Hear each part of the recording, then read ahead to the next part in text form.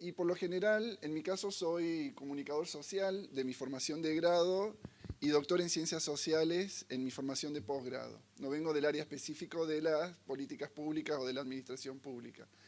Pero lo que vemos en general en los lugares de estudio y de formación en administración pública es que lo que gana es un análisis sectorial de las políticas públicas, ¿no? Políticas públicas de salud, políticas públicas ahora en lo ambiental, políticas de desarrollo local, y perdemos bastante en un estudio profundo, sistemático, sobre lo que pueden los paradójicamente desempoderados poderes públicos, ¿no? El poder ejecutivo, el poder legislativo y el poder judicial, que en el esquema de un Estado democrático de derecho, con todas las críticas que podemos hacer a la representación política, a los déficits, a la falta precisamente de democratización de la toma de decisiones, pero es una estructura que desde las luchas en las que estamos comprometidos y trabajando como conciudadanos y haciendo coinvestigación, que son luchas por derechos, hay una invocación de esas estructuras, ¿no? Hay una acción política de reclamo. Hay una acción política cuando también se judicializan los distintos reclamos en la Administración Estatal de Justicia. Y también hay muchísimos procesos de elaboración de ley a distintas escalas, a nivel nacional, a nivel provincial y a nivel municipal también, que aquí en el caso de Córdoba le llamamos ordenanzas municipales, en un marco de pensar políticas protectivas de la salud y el ambiente por sobre el avance de, bueno, del otro lado, ¿no? Lo que no es protección de la salud y el ambiente, que es precisamente toda la proactividad hacia el extractivismo y la explotación de nuestros bienes comunes. Digo esto como panorama general, siendo que soy el primero de los que va a hablar de esta tarde. Nosotros vamos a orientar de alguna forma nuestras intervenciones a conceptos, a perspectivas, a problemas en los que estamos pensando cada uno de estos poderes y cómo se va entramando distintas instituciones, actores y discursos, en el caso de nuestras investigaciones en torno al problema de los impactos sanitarios y ambientales del uso masivo de agrotóxicos, de la agricultura transgénica, ¿no? Entonces, de alguna forma para nosotros es como muy importante. En mi caso voy a enfocar en el Poder Ejecutivo y en algunas transformaciones que hay en torno al Poder Ejecutivo. Yamila lo va a hacer respecto del Poder Judicial y Cecilia en el final de la tarde lo va a hacer respecto del Poder Legislativo.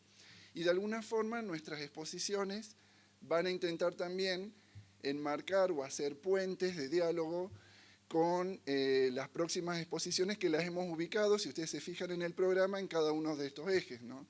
Entonces, en el caso, por ejemplo, de Mary Jane, de Octavio y de Reginaldo, también las intervenciones van a estar vinculadas a pensar las políticas que surgen de los poderes ejecutivos.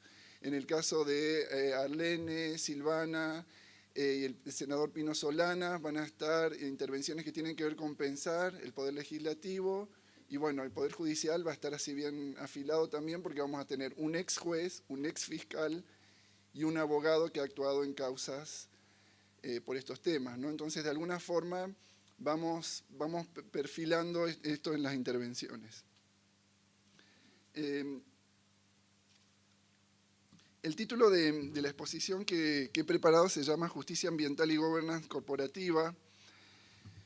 Y primero, como para ir ubicándonos, porque va a venir una catarata de conceptos, no se asusten con eso, tiene que ver con pensar si estamos queriendo abordar esta trama bien compleja en la que se articulan las políticas de comodificación de la agricultura, de transgenización de la agricultura.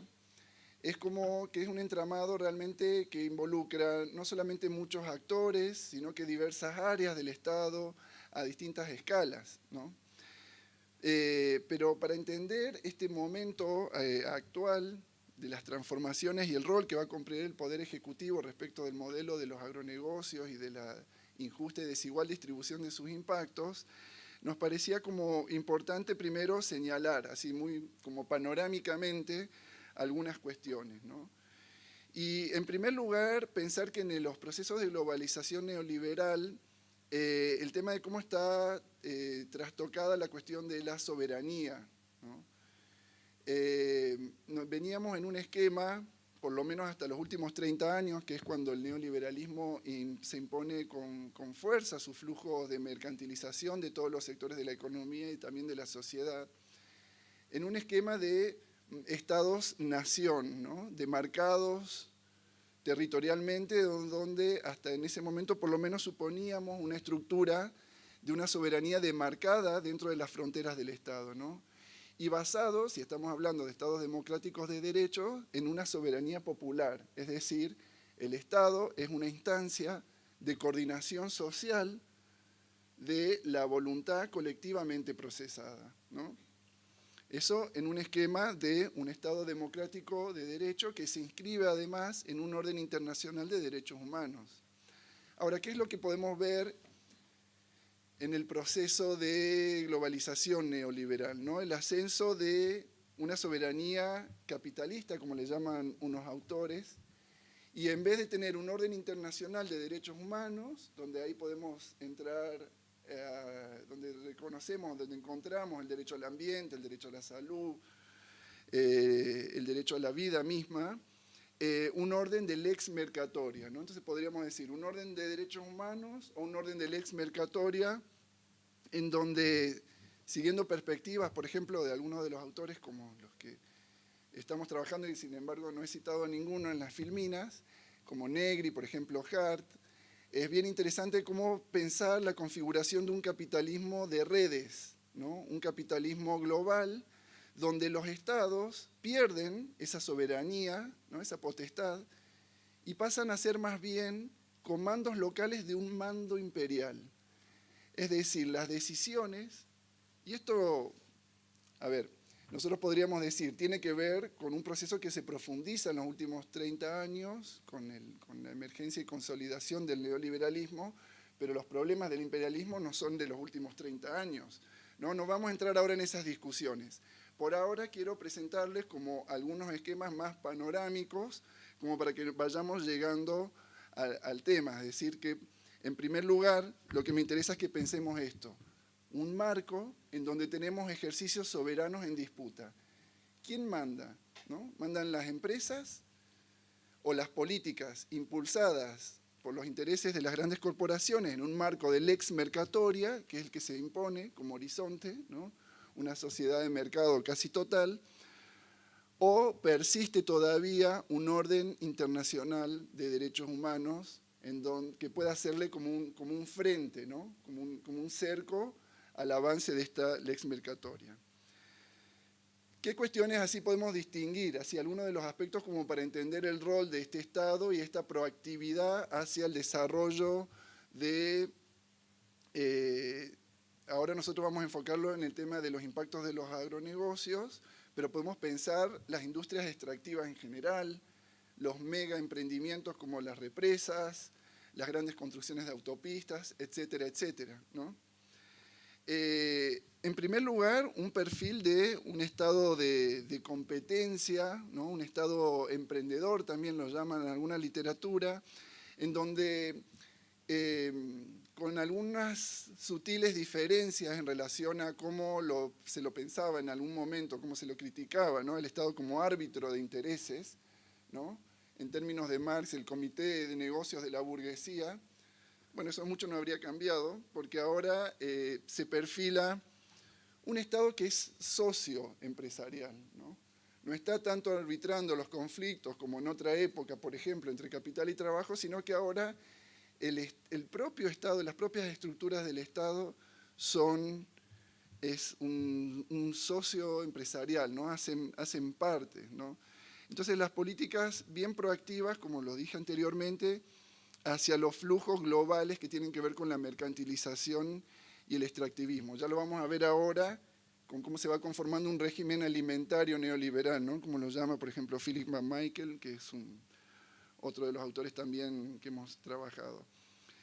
Pero bueno, en primer lugar, ese perfil de este estado socio de los negocios, ¿no? Es como que mayor injerencia, ¿no? Esta cuestión del emprendedorismo, que es un discurso muy de los valores neoliberales, no solamente para los individuos, ¿no? Tenemos que ser artífices de nuestro propio destino, sino que el Estado tiene que dejar de estar ese Estado burocrático de las oficinas llenas de expedientes, ¿no? Sino que tiene que ser un Estado ágil, innovador, ¿no? Esta palabra que está tan de moda y que seguramente vamos a hacer algún abordaje crítico a lo largo de nuestras discusiones, ¿no? Que es esto de la innovación productiva. Otro de los aspectos tiene que ver con procesos que, bueno, en el caso de los que estamos más en América del Sur, no por ahí tanto México ni Colombia, pero hemos tenido una ola de gobiernos progresistas que en algunos casos han vuelto a reestatizar empresas anteriormente desprivatizadas, pero ahora vemos una reprivatización en este nuevo giro que estamos haciendo con lo que estamos sufriendo y padeciendo con los cambios en nuestros gobiernos hacia la tendencia, ¿no? de la ola neoliberal de las privatizaciones, y lo que implica sobre todo las privatizaciones, que no es solamente el control, ¿no? por parte de las empresas, sino una mayor externalización de todos los tipos de riesgos, y también podríamos decir acá, aunque no esté en la filmina, de costos financieros, sociales y ambientales, ¿no? En el caso, por ejemplo, acá de la provincia de Córdoba, la privatización de la empresa de agua no fue solamente de la empresa de agua, fue de toda una estructura muy importante, incluso para Argentina, que fue el Ministerio de Obras Sanitarias. Una estructura institucional muy compleja, muy desarrollada, que se garantizaba no solamente de la infraestructura para proveer el agua a miles de personas, sino también para hacerlo en condiciones de calidad. Es decir, que había, por ejemplo, laboratorios equipados, había procedimientos, etcétera, etcétera, ¿no? Entonces, las privatizaciones no es solamente entrar a producir negocio, ¿no? La venta de servicios, de los servicios que antes estaban a cargo del Estado, sino que también implican en los procesos, inmediatamente o en paralelo, todo lo que es un desmantelamiento de estructuras que tengan que ver con control, monitoreamiento, vigilancia y sanción, y específicamente en temas sanitarios y ambientales, ¿no? Esto que les voy comentando así en general, ahora lo vamos a ver situadamente en un caso, ¿no? Pero vayan tomando notas de algunas de estas características como para ir aproximándonos al tema. Y la otra cuestión bien interesante, eso tiene que ver mucho con el tema de la governance, es una fragmentación, ¿no? Estábamos hablando del Estado como una instancia de coordinación social fuertemente centralizada, y los procesos que vemos es una progresiva fragmentación sectorial, funcional y escalar. Por ejemplo, en el caso de los agronegocios, el protagonismo que van a tener los ministerios de Agricultura, o en el caso de los otros países, las áreas o agencias que tienen que ver con quienes autorizan o regulan lo que tenga que ver con la producción agrícola.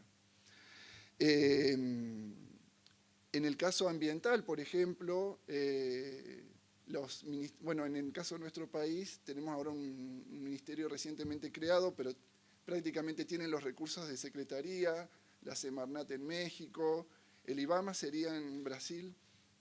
Es como que las decisiones no son tan centralizadas, sino que como si se fuesen especializando, ¿no? por sectores, en agencias, ministerios, incluso por ahí también los tribunales pasan a tener un protagonismo más allá de esta estructura centralizada, ¿no?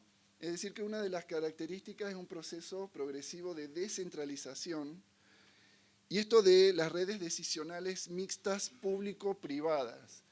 Y eso lo vamos a ver particularmente en el caso del tema de los agronegocios, porque, por ejemplo, quienes lideran, en el caso de Argentina, y lo podemos ver en otros países también, son las áreas que tienen que ver con la producción agrícola, ¿no? Con alguna relación, alguna vinculación con las áreas de ambiente, y con mucha vinculación con las empresas que están interesadas en el desarrollo de la agrobiotecnología, ¿no? Entonces, esto de las redes decisionales mixtas, público-privadas, es uno de los mecanismos más importantes por los donde se va filtrando esta transformación del Poder Ejecutivo, ¿no?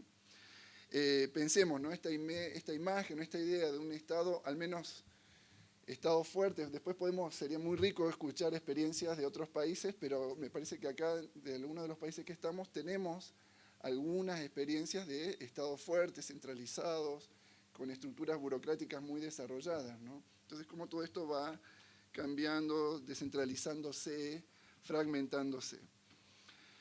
En ese contexto de transformaciones del Poder Ejecutivo, podemos pensar cuál ha sido el rol o la prestación específica en relación al impulso de esto que, como les decía, algunos autores llaman de un régimen alimentario neoliberal, ¿no? Los procesos de globalización y de financiarización de la economía llegan también a la agricultura, ¿no?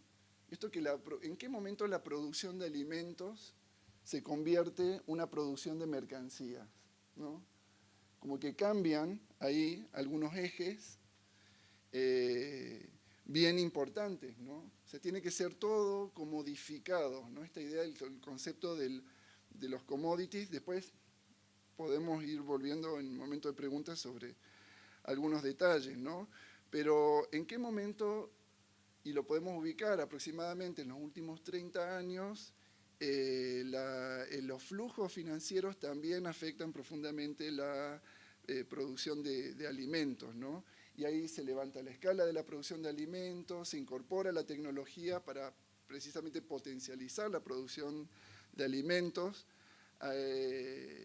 y se produce algo bien interesante que en el caso de los países con economías agrícolas bastante importantes, Argentina, Brasil, bueno, México también, pero bueno, además es mucho más diversificado, pero en nuestro país, por ejemplo, no es tan diversificada esa matriz, y la conformación de plataformas agroindustriales, es decir, donde ya estaba bastante tecnificado la producción en el campo, y aquí los ingenieros agrónomos después pueden dar más detalles, pero bueno, el salto a este modelo global de los agronegocios, ¿no?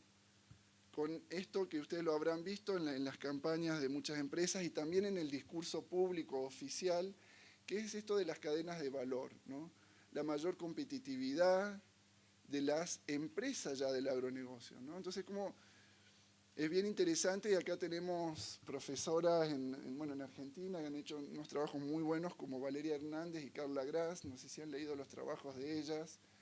Hay un libro muy importante que se llama El agro como negocio, y van analizando pormenorizadamente todas estas transformaciones que yo ahora les estoy presentando así de forma más por encima y panorámica, ¿no?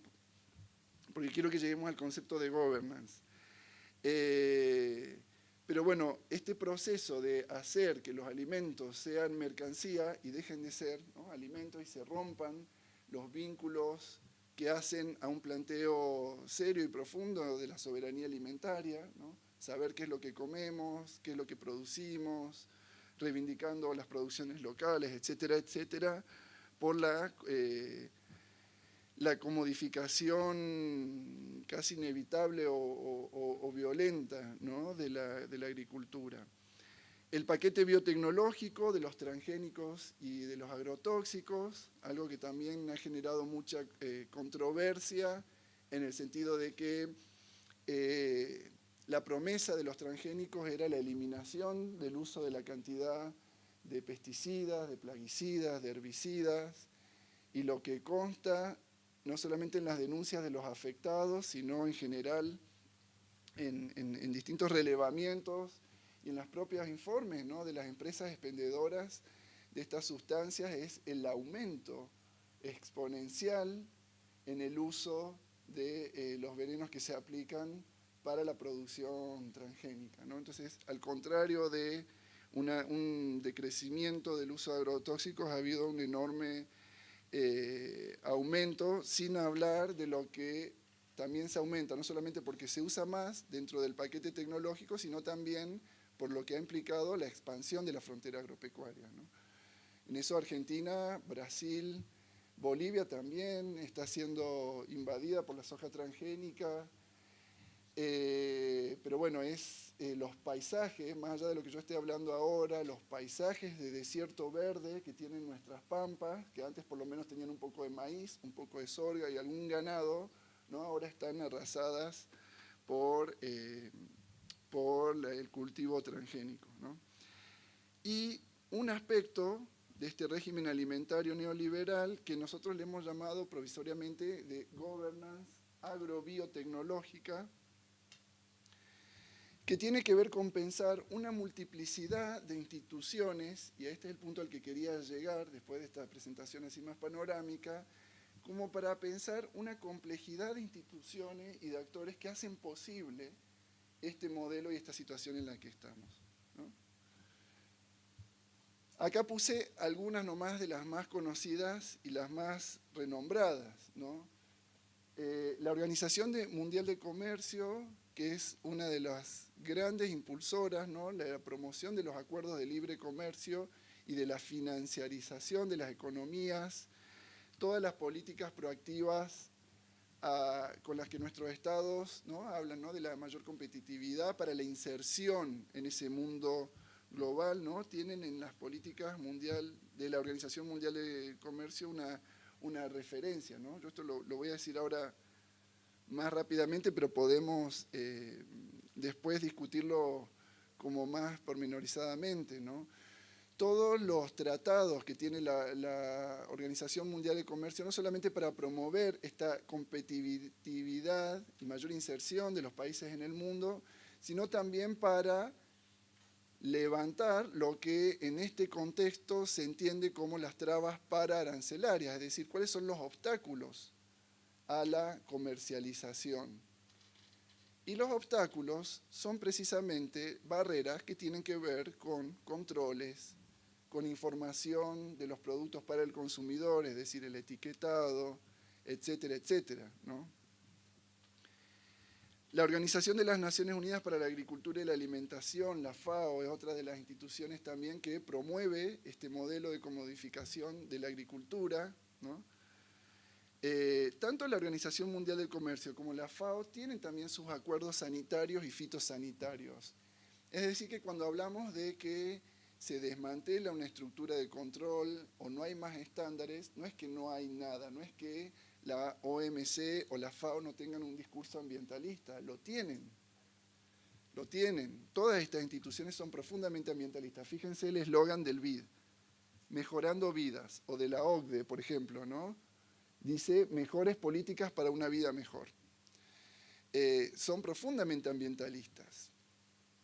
El tema es qué ambientalistas son, ¿no? De qué verde, como decía también un profe que nos gusta mucho, de qué verde es el ambientalismo que profesa, ¿no? Porque lo que nos encontramos es con que esas regulaciones ambientales no pueden tocar o no se pueden mezclar, mover, afectar, incidir sobre una regulación más estricta, ¿no? Acá me faltó el logo, por ejemplo, de la Comunidad Europea, que con el tema del rotulado de transgénicos, por ejemplo, ha sido como muy estricta, y ahora lamentablemente varios de los países, incluido Francia, que era una de las más fuertes dentro del contexto de la Comunidad Europea, que tenían una posición de rotulado de los transgénicos, ¿no? previniendo al consumidor sobre los posibles efectos que podría tener o sobre también la falta de certeza sobre lo que puede producir un transgénico. Esas regulaciones también están siendo como ablandadas ahora, ¿no? Ante la presión de todos estos otros organismos. La misma Organización Mundial de Comercio, por ejemplo, ¿no? O la OCDE. El convenio sobre la biodiversidad biológica, ¿no? De Río 92, que es la protección de la biodiversidad y que establece, pero que bueno, no encontré el loguito para ponerlo acá, el protocolo de Cartagena, que es un protocolo y un acuerdo al que suscriben los países que es específico para lo que es el tráfico transfronterizo de transgénicos. Y en eso, por ejemplo, Argentina no se ha adherido, no ha ratificado. Si bien Argentina firma el convenio sobre la biodiversidad biológica, no ha adherido al protocolo de Cartagena, ¿no? precisamente por integrar un grupo de países junto con Estados Unidos, con Canadá, con Uruguay, muy interesados, no los países, sino el lobby agroindustrial y de los agronegocios detrás de ellos, por promover el libre comercio de los organismos, de los productos en base a organismos genéticamente modificados, ¿no? Ahí se puede ver claramente, si después entramos así en detalle, ahí se puede ver claramente esto que decíamos en filminas anteriores de esta fragmentación de las agencias del Estado, ¿no? De ser una instancia de coordinación centralizada.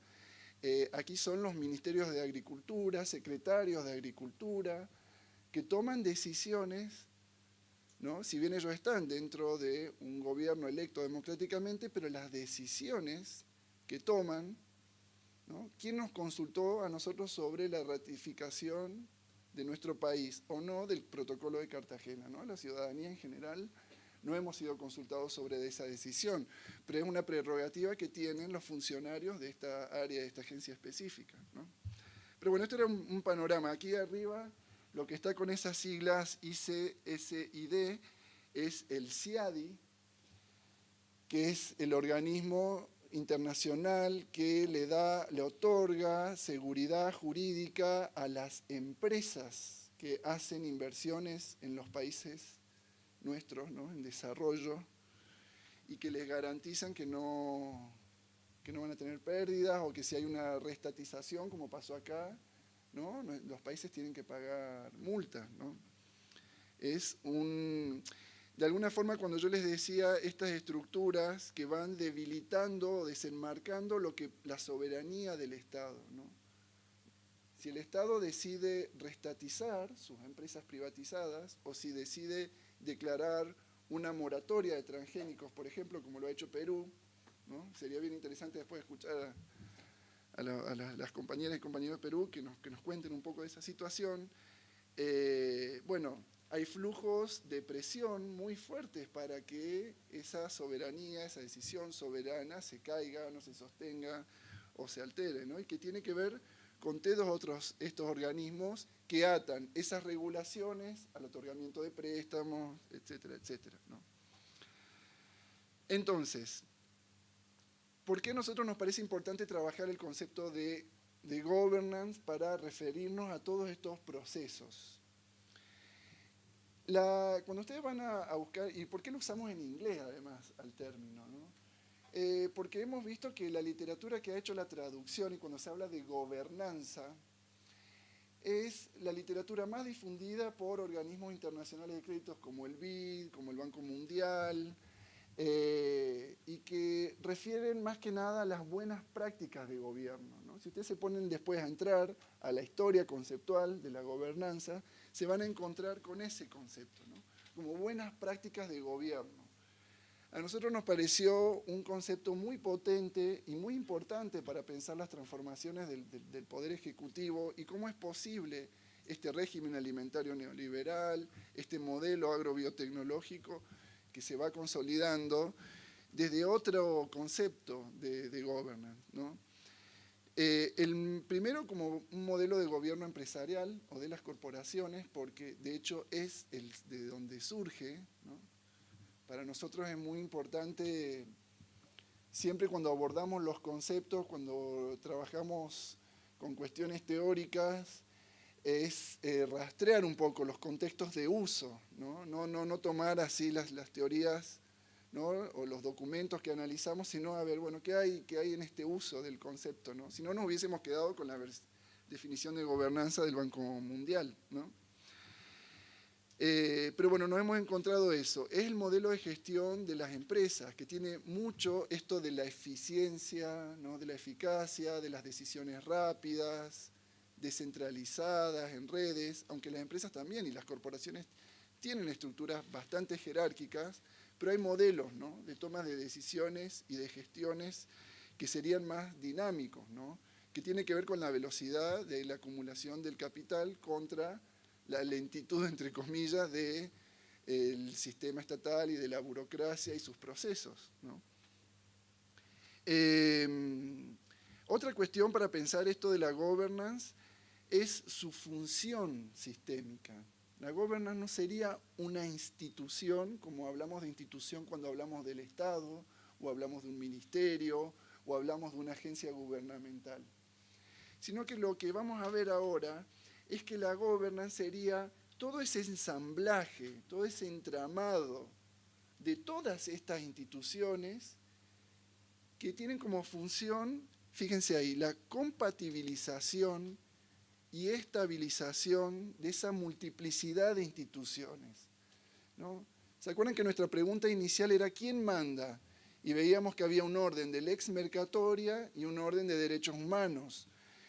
La Convención de la Biodiversidad Biológica, el Protocolo de Cartagena, con todas las críticas que podemos hacer, y bueno, Mary Jane es especialista y mañana nos va a seguramente dar más informaciones y cuestiones ahí para analizar y para pensar. Pero bueno, hay como instituciones en tensión, ¿no? En discursos y actores en tensión.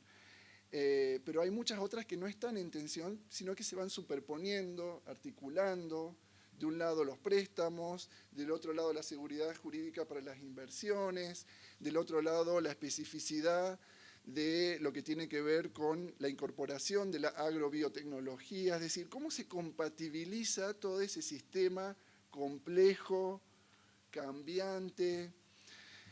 Entonces, una forma de pensar la governance es pensar eso, ¿no? Por una función sistémica de compatibilización y estabilización de ese sistema. Es difícil, ¿no? Porque si nosotros decimos dentro de una estrategia política que claramente nuestro enemigo es el Ministerio de Agricultura, con la definición de política que está tomando, y lo podemos ubicar, ¿no? O un adversario, si se suena muy fuerte lo de enemigo. Pero en este otro complejo de entramado global de instituciones, ¿hacia dónde vamos, no? Ahí la soberanía del capital pareciera ser más dispersa. Si bien podemos identificar centros geopolíticos donde se toman estratégicamente decisiones, como podría ser Estados Unidos, ¿no? Pero todas estas instituciones están dispersas en todo este entramado de redes que hacen a la governance de la agrobiotecnología. ¿Bien? Bueno, capitalismo de redes, ya lo había dicho, ¿no? Tiene que ver con descentralizar al Estado. Y después tenemos, bueno, otras características como esto de la intercontextualidad, que remite un poco también a esto de la multiplicidad. Intercontextualidad sería, acá, o sea, cada uno de estas instituciones, ahí yo no había mencionado la Organización Mundial de la Propiedad Intelectual, ¿no? También el convenio de la OIT por el tema de la consulta libre previa informada, que es lo que en el caso de México fue uno de los argumentos fuertes que ayudó a parar la expansión o las intenciones de introducir la soja transgénica en Yucatán, ¿no? Es decir, se invocan distintas instituciones y prácticas en tensión, pero de alguna forma la governance lo que va a intentar es cómo sostener, ¿no? Cómo sostener esa tensión, cómo modular sería la cuestión, ¿no?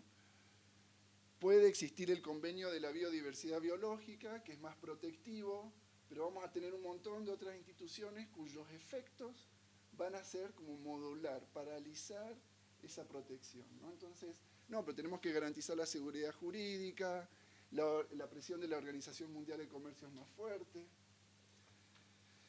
etcétera, etcétera, ¿no? ¿Se entiende más o menos hasta aquí? Ya voy redondeando para la otra media hora. La otra cuestión que nos parecía importante, que la vamos a ir mencionando con diversos ejemplos a lo largo de estas jornadas, pero que podemos ver como que también nos ayuda a pensar qué es esto de la governance, son una serie de dispositivos, ¿no? De mecanismos, podríamos llamarle también, si el término así más Foucaultiano de dispositivos no se comprende, ¿no?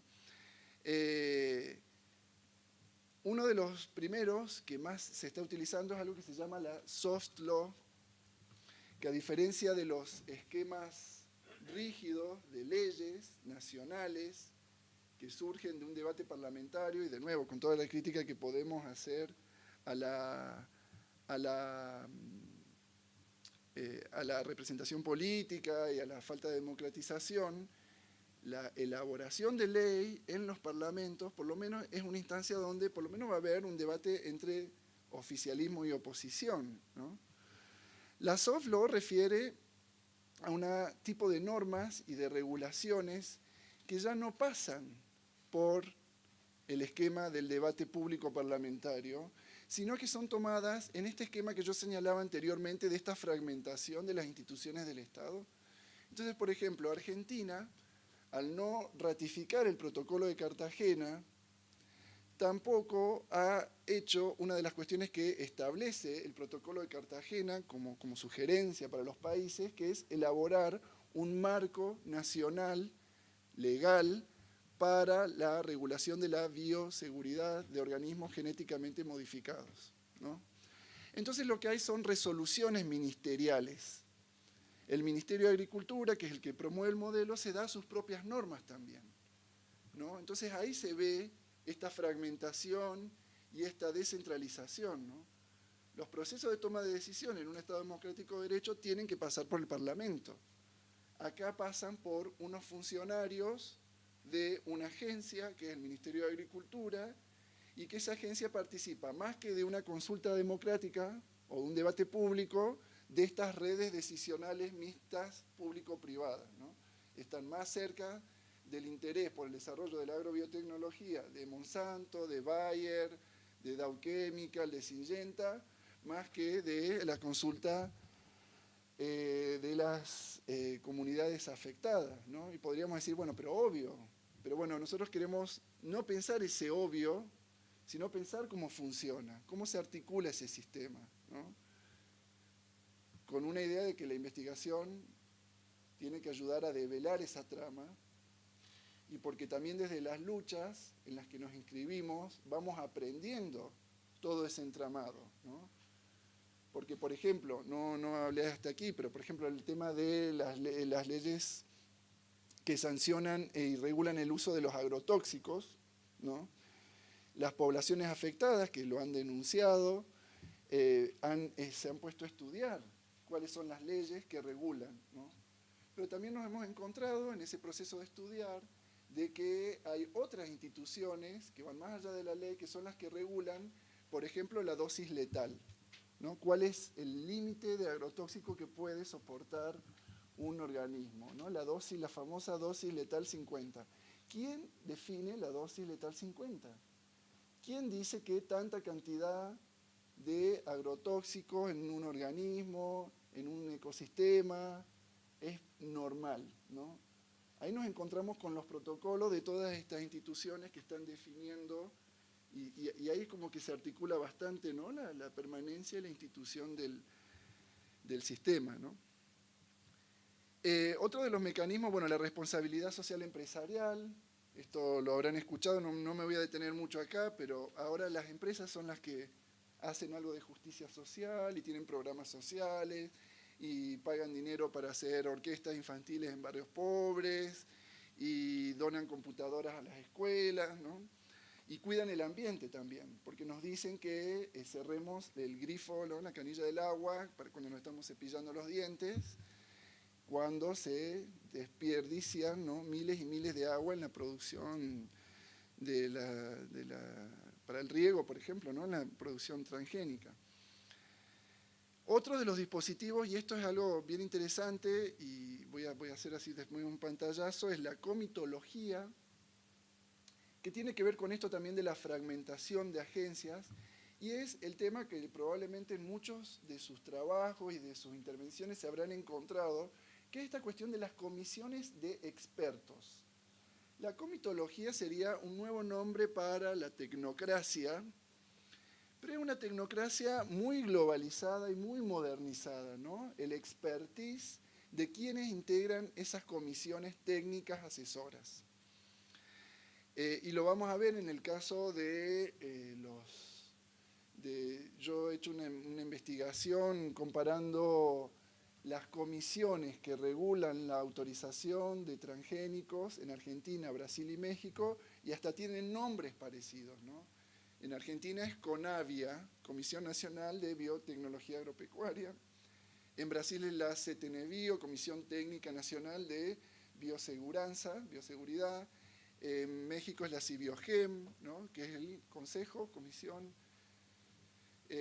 también de Bioseguridad de Organismos Genéticamente Modificados, ¿no? Y si vemos en Colombia, bueno, Perú tiene moratoria, menos mal, pero debe tener alguna comisión por ahí. Todos los países tienen más o menos una misma estructura de esos comités de expertos que son los que promueven este modelo y los que toman las decisiones más importantes ahí. ¿Quiénes los designan? ¿Cómo se participa ahí adentro? ¿Cuáles son las afiliaciones que tienen los integrantes de esos comités? Pero bueno, la comitología se ha vuelto uno de los dispositivos de esta governance. En la diapositiva donde yo les mostraba los íconos de las distintas instituciones, se ven eso, se ve el marco más institucional, ¿no? Pero dentro de esas instituciones hay comités expertos, ¿no? Por ejemplo, la OCDE tiene lo que es ahora la regulación de las nanotecnologías, lo que se está adoptando a nivel mundial viene de la OCDE, por ejemplo, ¿no? Bueno, y de las ISO, que eso no estaba ahí en los iconos, pero es otra de los organismos también que están, ¿no? Estos de certificación de calidad, y eso sería soft law. Ya no hace falta tanto esa ley rígida de los Estados-nación, sino una cuestión más blanda, ¿no? Que tiene que ver con esto de las buenas prácticas, el discurso de las buenas prácticas en el tema que estamos, por ejemplo, de las buenas prácticas agrícolas, es como muy fuerte también porque desplaza o tiene ese efecto, no solamente discursivo, sino también a nivel de las prácticas de ir desplazando el rigor que pone la ley sobre la sanción de conductas que son delictivas, ¿no? Entonces, cuando estamos hablando de la descentralización, de las estructuras de control, de monitoreamiento, de vigilancia, tiene que ver también con desarmar estructuras de sanción. Entonces ahora apelamos a un capitalismo ético y responsable, ¿no?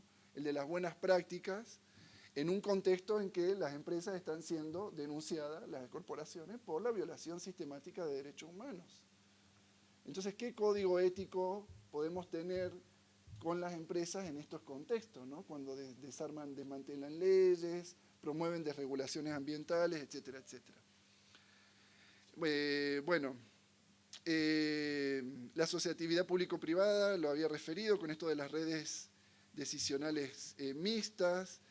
Estoy como bastante corto de tiempo para dar mayores ejemplos, pero en el caso de Argentina, por ejemplo, con el tema de las nanotecnologías, el principal organismo que las está promoviendo es la Fundación Argentina de Nanotecnologías, que es, curiosamente, una sociedad de derecho privado dentro del Estado, dentro de la estructura del Estado. Y está directamente conformada en su directorio con empresas, pequeñas empresas, porque la nanotecnología todavía no está... Bueno, hay grandes empresas que desarrollan nanotecnología, pero en este caso son más bien pequeñas empresas, pero ya está ese esquema de la asociatividad público-privada, ¿no? En un esquema público podríamos pensar a quién pedir una rendición de cuentas, ¿no? Si está dentro del Estado, ¿no? El Estado es el que nos representa, pagamos impuestos, pero si la dominancia es del sector privado, ¿no? ¿Quién nos rinde cuentas? ¿A quién podemos reclamarles, ¿no? ¿Y a quién podemos caer con el peso de la ley para sancionar una conducta delictiva, ¿no? Entonces, fíjense, esto después podemos hablarlo en detalle en el momento de debate, con relación a todos los dispositivos, ¿no? Los mecanismos que hacen posible la governance. Muy rápidamente, yo ahora estuve dando cuestiones más teóricas. Ahora vamos a ver algunos, así como casos, y estoy ya redondeando, aunque me quedan 15 minutos todavía, me doy el tiempo. Estábamos hablando en filminas anteriores del desarrollo o el impulso de este régimen neoliberal alimentario, ¿no? Y esto de la comodificación progresiva de la agricultura, ¿no? ¿En qué momento se expande o se consolida la implantación de la agrobiotecnología a nivel mundial? Es muy importante hacia los años 80, como lo son el sistema científico de Estados Unidos, ¿no? Cómo las corporaciones llegan al sistema científico de Estados Unidos, y se desarrolla algo que se llamó el Working Group on Biotechnology, ¿no? El grupo de trabajo en biotecnología, que además de ser sectores científicos muy vinculados a las corporaciones del sector, que estaban muy interesados en el desarrollo de este modelo, en todos estos procesos, ¿no?, de comodificación de la agricultura, tuvieron dos cuestiones fundamentales que han permeado o han marcado el diseño de estos comités técnicos asesores en todos nuestros países en América Latina, que ha sido la política de una regulación basada en la evidencia científica, ¿no?, entre comillas, y el tema de la equivalencia sustancial de los organismos genéticamente modificados, ¿no? Entonces, como son sustancialmente equivalentes, no haría falta una regulación específica, no harían falta estudios específicos, no haría falta tampoco discriminar a los pobres transgénicos con un etiquetado, ¿no?, que marque esa diferencia. Entonces, en el desarrollo de la agrobiotecnología, este grupo consolidó, y si bien no hay mucha investigación hecha sobre cuál fue el protagonismo específico de las empresas como Monsanto y Syngenta, hay algunas informaciones al respecto, ¿no? Y esto fue en el gobierno de Reagan, ¿no?, allá en los años 80. Esa política hasta el día de hoy sigue muy vigente, y cuando nos encontramos con planteos ante nuestros organismos, como le ha pasado a Mary Jane, siendo integrante por parte de los consumidores en la CTNBio en Brasil, como sabemos que le ha pasado a compañeros en México, y como nos ha pasado aquí, cuando queremos ir contra ese comité que autoriza de forma cerrada, ¿no?, y cerrada la participación, ¿no?, instancias no democratizadas de toma de decisiones, nos encontramos con, bueno, eso no está probado científicamente, ¿no?, el tema de los impactos. Y no está probado porque no hay estudios. Hay un desbalance enorme entre el estudio y la inversión puesta en estudiar los impactos, ¿no? Si hay un interés activo en promover el desarrollo, el estudio sobre los impactos negativos está prácticamente muy poco desarrollado, ¿no? Afortunadamente hay muchas redes también de científicos independientes que han aportado dentro de ese esquema de disputarlo científicamente. Pero una cosa que nos es dada a pensar también es por qué la regulación tiene que estar basada en la ciencia. ¿En qué momento se metió ese dispositivo ahí? ¿En qué momento se consolidó como que es un asunto que tiene que ser regulado con argumentos científicos? ¿Por qué no podría haber otro tipo de argumentos que reivindiquen otras cuestiones como la soberanía alimentaria, por ejemplo, ¿no?, o el derecho de autodeterminación de los pueblos para declarar una moratoria y elegir otro tipo de agricultura, ¿no? A ver, todo esto que estamos diciendo es desde el marco de las luchas que están denunciando todos los impactos negativos, sanitarios, destrucción de la naturaleza, proliferación de enfermedades, no simplemente por una orientación romántica, por algún modelo, ¿no?, otro de sociedad, sino desde una experiencia muy concreta del daño, ¿no?, de la muerte. Entonces, les decía, de nuevo, varias instituciones a partir de estos grupos, política de regulación basada en la ciencia, los acuerdos de libre comercio de la OMC que promueven el desarrollo de la biotecnología y con sus mecanismos de solución de disputas entre partes. Esto ya lo mencioné, ¿no?, el acuerdo sanitario, fitosanitario. Esto estaba en las filminas que vimos también, ¿no? Todas las instituciones que intervienen, ¿no? La FAO a través de su Códex Alimentario también lo regula, el Convenio de la Biodiversidad Biológica también, con las leyes nacionales de bioseguridad, las agencias reguladoras que se toman como modelo siempre en nuestros países, siempre mirando para el norte, ¿no?, la Comunidad Europea y la EPA en Estados Unidos.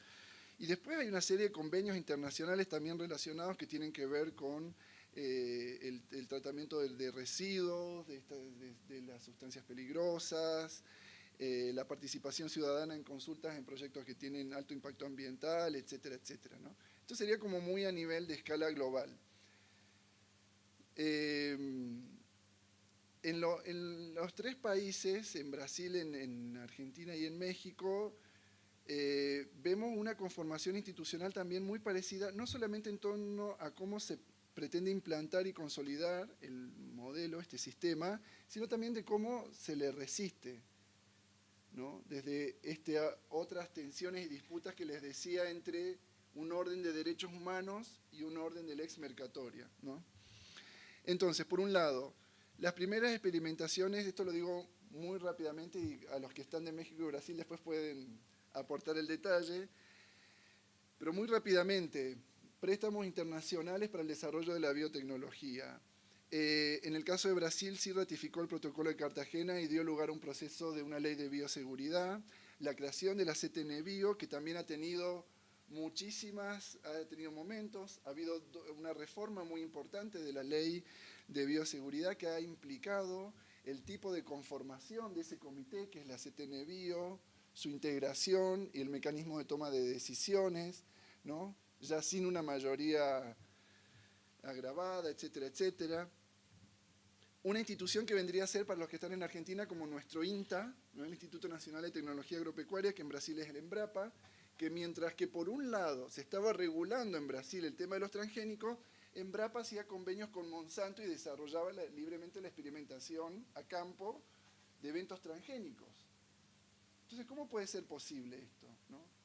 Ahí es donde nosotros empezamos a pensar este sistema de la governance, ¿no? Por un lado hay una regulación protectora y por otro lado un ministerio, ¿no?, decide lo mismo, seguir adelante con la experimentación.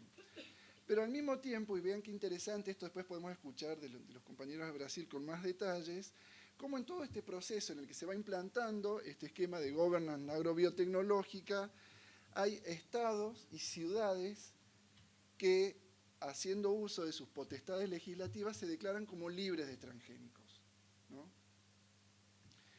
Hay acciones a nivel del Poder Judicial, ¿no?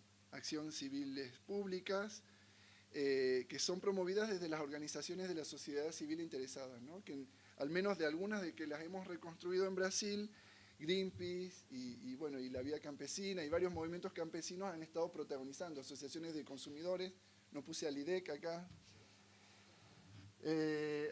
pero que también es como muy importante en pensar, bueno, es complejo, pero bueno, en esos mecanismos hay resistencias y tensiones, ¿no? Como las acciones judiciales lo que han tratado es de, por ejemplo, defender el tema del etiquetado, defender el tema del rotulado, en momentos en los que Brasil estaba discutiendo en la Organización Mundial de Comercio que tenía que sacarle el etiquetado a los transgénicos. Entonces, no sé si se puede ver esto de que hay muchas instituciones, eso, ¿no? Para nosotros es pensar la globalización capitalista neoliberal, es pensar toda esa multiplicidad de órdenes que están en tensión, pero la governance sería esa función de decir, bueno, a ver, ¿cómo sostenemos? ¿Cómo se compatibiliza? Y de esa forma se modula la posibilidad de conflicto también, ¿no? En el caso de México, bueno, un marco más grave todavía, que es el del Tratado de Libre Comercio, ¿no? Y un comité para la cooperación ambiental también que ha tenido mucho que ver con el tema de la regulación de transgénicos que no han entrado con la violencia que entraron en Argentina, pero bueno, justamente en defensa del maíz nativo y de la biodiversidad, ¿no? Pero bueno, también hubo protocolo de Cartagena, también hubo una ley de bioseguridad de organismos, hay una ley de bioseguridad de organismos genéticamente modificados que también instituye este consejo, ¿no? Esta comitología. Algo que no dije, pero bueno, va a pasar en todos los consejos, están integrados centralmente por las áreas de agricultura, las áreas de ambiente, muy favorables a lo que promueve agricultura, y las otras áreas muy debilitadas, ¿no? Por ejemplo, salud, ¿no? Los impactos en salud de la producción son áreas que en este proceso de desmantelamiento de los estados han perdido su poder de tener una política protectiva, ¿no? Defender por lo menos cuestiones protectivas. En el caso brasilero, sería después la podemos escuchar a Marijén, pero han habido en un momento, ¿no? Como Anvisa, por ejemplo, una agencia de vigilancia sanitaria, ha tenido un rol muy importante como para ofrecer una resistencia a este avance de las áreas más interesadas en el desarrollo, como son las áreas de agricultura, ¿no? Y bueno, y las comisiones, tanto la de México como la de Brasil, con todos los problemas que han tenido y toda la retirada, pero han tenido su representación de organizaciones de la sociedad civil. Y con problemas que dentro, por más de que estaba reconocida formalmente la participación, bueno, han habido muchos problemas de ocultarles expedientes, retrasearles información. Es decir, se traduce una guerra de baja intensidad a la misma conformación de estas comisiones, ¿no? Y bueno, y también muy importante la actuación de los afectados a través de bueno, las comunidades indígenas y campesinas, la red en defensa del maíz y otras muchas más que esto yo solo lo puse a modo de ejemplo panorámico, pero para mostrar cómo estas organizaciones hacen movilizar a los poderes judiciales, en este caso, en el caso de Yucatán, en México, estaduales, que a su vez invocan, por ejemplo, el convenio de la OIT que establece la obligatoriedad de la consulta libre previa informada para estos proyectos que generan estos impactos ambientales. Entonces, fíjense cómo todo ese andamiaje y esas estructuras se ponen en funcionamiento desde los afectados que van al Poder Judicial. Acá le llamamos provincias, ya en Brasil y en México son estados, ¿no? La división política, y a su vez, ¿qué argumentos invocan? ¿De qué instituciones? ¿No? ¿Se va más o menos entendiendo hasta aquí? Ya prometo estoy cerrando.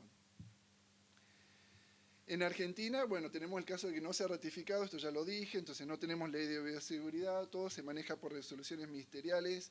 La CONAVIA no solamente que no tiene representación de organizaciones de la sociedad civil, sino que acaba recién hace 6 meses, menos todavía 3 meses, publicar por primera vez en 20 años de existencia la nómina de sus integrantes.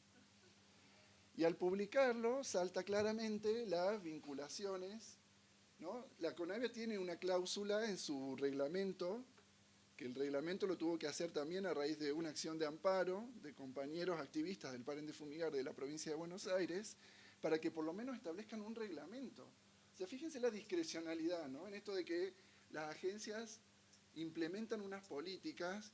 El primer evento de soja transgénica en el 96 en Argentina se aprobó con un expediente presentado por Monsanto en inglés, ni siquiera se tradujo, ¿no? Ni siquiera se tradujo. Podemos debatir si tener o no tener una ley de bioseguridad y un consejo de bioseguridad con participación de las organizaciones de la sociedad civil nos ayudaría o haría una diferencia o no. En un momento que la CONAVIA hizo un llamado para que participen organizaciones de la sociedad civil, con unos requisitos donde los integrantes de la sociedad civil tenían que tener por lo menos un doctorado en biotecnología, ¿no? O sea, se entiende el tema de la especialidad, de la expertise, eso es entendible, digamos, pero de nuevo, ¿no? O sea, ¿qué obstáculos, qué cuestiones hay excluyentes en relación a esa conformación y esa participación, ¿no? También organizaciones de la sociedad civil con una historia muy larga que es para contar y muy rica, desde la red de productores orgánicos, por ejemplo, la REDAS, Greenpeace también en un primer momento en Argentina, en el momento en que se estaba implantando y desarrollando el modelo de los transgénicos, ¿no? Después tenemos un gran y misterioso paréntesis, en donde a diferencia con México y con Brasil, no se problematizó tanto el tema de los transgénicos como sí el tema del uso masivo de agrotóxicos. El tema de la CONAVIA en nuestro país, a diferencia de cómo han enmarcado las luchas, el tema de la política de aprobación de transgénicos, para nosotros, bueno, hay detalles de lo que podría ser cuestiones políticas y todo eso, después lo podemos definir, conversar, ¿no? Y pueden haber distintas visiones. Pero es un tema que quedó entre paréntesis, ¿no? Mientras Greenpeace, por ejemplo, y con todas las críticas también y cosas que se pueden decir, pero en México y en Brasil hacían las campañas, el plato libre de transgénicos, esa campaña acá ¿no? Fue apenas una distribución de algún material informativo y no una política de asedio a estas instituciones. En fin, bueno, mucho para hablar, ¿no? Pero, ¿qué les estaba mostrando? ¿No? Estábamos ahora ya en una escala nacional, en cómo todos estos flujos de todas estas instituciones que intenté presentar se van como entrelazando y lo que le resiste también, ¿no? Entonces, incluso desde las organizaciones más de base de los afectados, se acude por vía judicial o se invoca una ley, que esa ley a su vez invoca tratados internacionales de derechos humanos o el convenio de la OIT, etcétera, etcétera, ¿no? Como que están todas esas instituciones ahí funcionando. Si me meto con la nanotecnología, no sé, los liquido. Pero quiero decirles que con la nanotecnología es peor el panorama todavía, porque es más desestructurado. Ni siquiera hay un marco nacional de ley de bioseguridad de los organismos genéticamente modificados. La EPA de Estados Unidos, el NanoReg, que es una comisión de la Comunidad Europea, la agencia europea, la ECHA es la Agencia Europea de Regulación de la Industria Química, la OSD, las ISO, que son unas normas internacionales de certificación de calidad, hacen una multiplicidad de órdenes normativos bastante difusa, pero todavía mucho más desestructurada que en relación a la biotecnología, ¿no? Es complejo también el tema. Los defensores de las nanos dicen que no van a cometer el mismo error de las bio, entonces van a hacer una propaganda, una comunicación pública, que fue el error de las bio. O sea, el problema no era que nos estaban matando, envenenando, dando comida con efectos cancerígenos, sino el problema era de marketing, ¿no? Entonces, pero ¿qué les quiero decir? Lo que se ve, la tendencia en el campo de las nanotecnologías, es de mayor desestructuración todavía. Y fíjense que el desarrollo de las bio ha sido principalmente en 5 grandes corporaciones mundiales, que son las que pueden experimentar con muchísimos millones de miles de millones de dólares para experimentar el desarrollo de transgénicos a gran escala, ¿no? Como las empresas que nombré. Pero en las nano, la inversión, las empresas no están invirtiendo prácticamente, salvo 2 o 3 grandes excepciones a nivel mundial. La mayoría de la inversión es pública, es de laboratorios públicos, de centros de investigación de universidades públicas, lo cual es peor todavía, el escenario, porque ya salen desde su nacimiento con esta marca de la asociatividad público-privada. Entonces, por ejemplo, dicen desde la Fundación Argentina de Nanotecnología que ya no va el modelo de que el científico loco de su laboratorio se tiene que asociar con un empresario para que su producto salga al mercado, sino que el científico tiene que ser un empresario, ¿no? Pensando en esto de globalización neoliberal, los flujos no son solamente de financiarización de los sectores de la economía, del desarrollo de la innovación productiva, sino también de, ¿no? toda una racionalidad de prácticas a nivel de nuestras universidades y centros de investigación, ¿no? Entonces, muchísimo más desestructurado, ¿no? Si con el tema de las biotecnologías estábamos discutiendo si hacía falta ley o no, acá en las nano es un horizonte mucho más lejano. Solo en Brasil hay 2 proyectos, eso Reginaldo también lo sabe bastante bien, lo ha trabajado, el tema de los proyectos cajoneados de regulación de las nanotecnologías en Brasil y las normativas que se adoptan, muy con los mecanismos estos que les mencionaba de la soft law, de los códigos voluntarios. Las empresas voluntariamente hacen innovación responsable, ¿no? Es como para verlo a eso. Y bueno, ahora sí les prometo que cierro. La justicia ambiental es un concepto con el que nosotros pensamos que le podemos hacer frente a este esquema de la governance, porque centralmente es el cuestionamiento de que no hay ninguna paridad participativa. Para nosotros el concepto de justicia ambiental, y esto leyendo mucha literatura, no tiene que ver con un concepto de justicia que se centra en lo que el Estado administra como justicia en el Poder Judicial. Acá para nosotros el concepto de justicia va a desbordar las instituciones, las prácticas, los discursos, pero desde un reclamo así como como que da un puntapié, que es la paridad participativa. ¿Esto nos afecta? Nosotros queremos discutir o poder decir algo, ¿no? Cuestionar en estos esquemas de la comitología que les mencionaba previamente, quiénes entran, quiénes no, qué grados de inclusividad, qué balance de poder.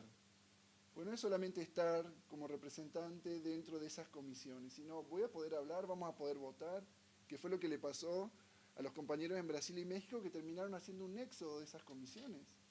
Se fueron por la imposibilidad de que ese lugar sea un lugar de toma de decisiones democrático, ¿no? ¿Cuáles son las obligaciones? Y bueno, y centralmente, ¿cuál es la vigencia de los derechos humanos, ¿no? Esto podemos discutirlo después, no quiero abrumarlos ahora de conceptos, pero la justicia ambiental tiene que ver con pensar esto del reclamo de participación y de una representación justa que reconozca la multiplicidad de formas de vida, eso es la dimensión del reconocimiento, ¿no? Y cuando hablamos de redistribución, ¿no? Esta cuestión que tiene la justicia, que en los esquemas de justicia social lo podemos entender así más claramente, tiene que ver con esto: ¿quién paga los costos ambientales y sanitarios de la transgenización de la agricultura, ¿no? De la comodificación de la agricultura? Entonces, nos parece que la esfera de la justicia ambiental es como un sentido, una práctica, un horizonte utópico, como dice la profe Cecilia, en relación a qué es lo que nos impulsa a hacer frente a todo este esquema complejo de la governance, ¿no? Reconocimiento de la diversidad de formas de producir conocimiento, de formas de vida, de prácticas, de estrategias políticas también, ¿no? De las multitudes contra Monsanto, y con mucha creatividad institucional, ¿no? Por eso, con esto vuelvo a lo que decía al principio, que es una creatividad institucional para la vigencia de la ley, que en estos contextos es lo único que nos queda, ¿no? Como una resistencia de lo público.